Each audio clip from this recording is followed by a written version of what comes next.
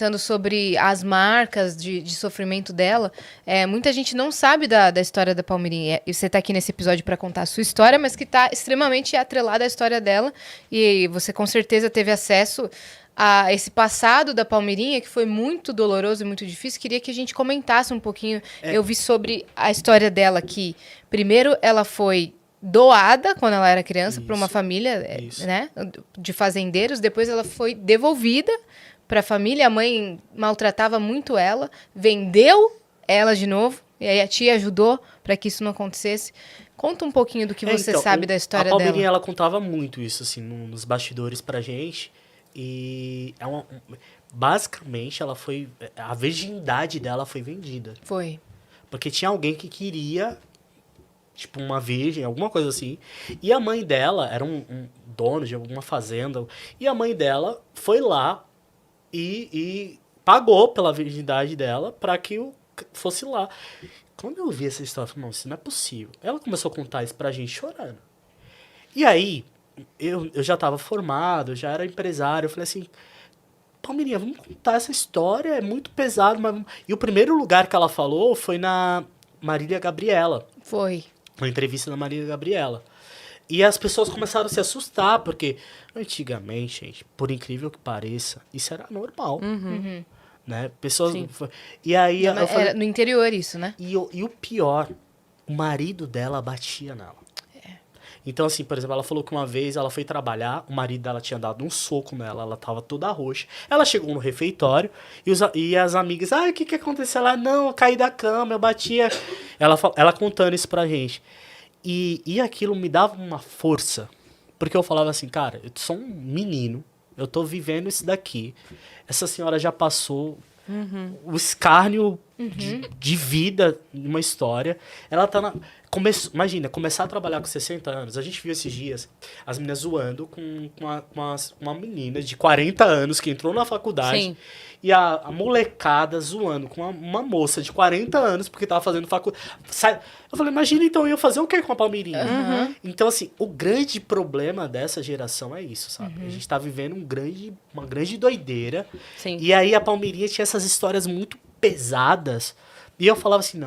Eu virei pra ela, falei, cara, eu vou fazer o que for possível pra gente contar essa história pro mundo, pra que você seja uma inspiração pra outras mulheres. Por quê? Fazer a receitinha, todo mundo vê e se apaixona. Só que o nosso desafio como empresário, como marca, é levar essa história e equalizar essa história no Brasil. Eu mesma não conhecia. Então, basicamente, o pai dela adorava a Palmirinha. Ela era o xodó dele. Era o xodó. E a mãe não entendia isso. Então tinha muito ciúme disso. E aí, quando ela tinha, sei lá, 6 anos de idade, a mãe doou a Palmirinha para uma outra família criar, para uma família italiana. Biológica. A mãe biológica doou, falou, eu não quero essa menina aqui. Doou ela para criar. E aí, eu não sei o que aconteceu, que o pai dela faleceu. E aí ela teve que voltar depois de um tempo. Ela estava sendo criada por essa italiana, era uma italiana que criava ela. E ela foi devolvida para casa dela, para a mãe dela, só que ela pensou, meu pai faleceu, as coisas podem melhorar. Pioraram. Ela então começou a trabalhar, porque ela tinha outros irmãos e tinha que ajudar a bancar a casa, já que o pai dela tinha falecido. Ela ia trabalhar, tinha dia que a mãe dela trancava ela para fora de casa, não deixava ela entrar. Tarde, era uma francesa, na verdade foi criada por uma... Você falou italiana, mas era uma francesa. É, francesa então, né? Isso. E aí ela voltava e não deixavam ela entrar. Então, várias vezes ela dormia pra fora de casa e ela era muito, muito maltratada. E aí ela conta que quando ela tava na adolescência, teve um dia que ela deitou na cama e tinha um homem. Deitado na cama. Deitado na cama dela, que é essa situação que ele comentou, que a mãe dela, então, vendeu a ela virgindade começou a gritar, dela. Pulou a janela... E ela fugiu de casa porque ela pulou a janela. Sim. Agora você fala assim, como que pode, né? Uma pessoa com tantas marcas conseguir... Ser tão fofa se e reinventar. amável. Agora, ela tem esse lado fofa e, obviamente, a Palmirinha de uma... Mas trabalhando no dia a dia, era uma mulher muito forte. Porque todo mundo acha assim... Não sei se vocês vão me entender, mas eu falei que eu vou abrir a caixa preta da história. Sim, 20 anos assim, você trabalhou com ela.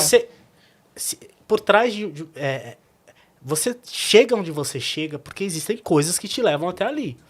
Então, acho que, claro, todas essas dores tornaram ela uma mulher muito forte. Então, ela tinha muita consciência de tudo que estava acontecendo. Não é porque, às vezes, ela falava errado ou porque ela não sabia. Então, a Palmirinha... Muita sabedoria, né? eu sempre falei que ela era uma grande mulher de televisão. Ela sabia o que estava acontecendo. Sabe quando você entende o personagem que você tem que seguir, as regras do jogo? E assim, claro, gente, ninguém dá pra ser 24 horas. Eu já fui, tipo, eu saí do velório do irmão da Palmirinha, a gente entrou algumas horas depois gravando, sabe? Tipo, e ela continuava, ela tava ali, o trabalho dela era sagrado e tal. Sim. Mas isso me trouxe uma lição de olhar assim e falar, ela sabe. E aí, quando eu entendi isso, e quando a gente se entendia isso, às vezes eu tava lá embaixo, né? Tinha uma bancada, a gente só olhava pelo olho e a gente sabia o que estava acontecendo. Então, tem esses dois lados. Claro, ela sempre foi muito gentil, amável. Meu, não tenho o que falar. Mas ela sempre foi também uma mulher de televisão. Claro. Porque é impossível você conseguir manter vivo uma história, uma marca tão forte se você não tem consciência dele. Não, ela criou consciência. Não, e assim, se você também não for profissional e exigente e levar as coisas a sério, né? Então, assim, a parte fofa é muito legal, mas também se for só isso, todo mundo monta em cima. E ela era muito exigente. Era muito... Não podia estar nada fora do lugar, não podia ter uma colher fora, não podia a pia estar molhada. Ela tinha todas tinha todo o jogo dela ali, tinha que estar muito bem feito. E é uma coisa que a gente comenta muito, que assim, parece que quando o profissional homem é exigente, a fala não, esse cara aqui com ele... Ninguém tira farinha, não. Com ele tem que estar tudo perfeito, porque ele é exigente. Quando é a mulher, é chata. Nossa, fresca. Essa daí não pode ter nada fora do lugar que já reclama, sabe? Então. E aí, com o tempo, eu comecei a ver que fazia total sentido todo esse perfeccionismo, porque ela conduzia muito bem. Ela claro que faz sabia o que sentido. estava acontecendo.